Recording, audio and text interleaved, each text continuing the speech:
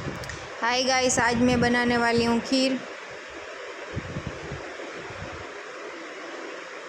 ये देखिए, चावल को मैंने थोड़ी देर भिगो के रखा था। अब उसे दूध में मैं पका लूँगी। अब डालेंगे उसमें इलायची,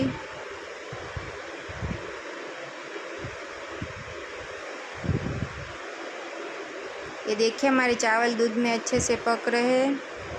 अब डालूँगी इसमें शक्कर, केसर वाला दूध और ये सारे मसाले, ड्राई फ्रूट।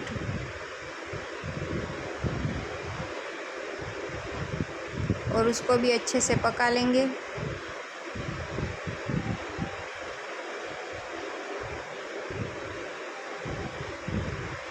ये देखिए हमारी खीर एकदम से पक चुकी है।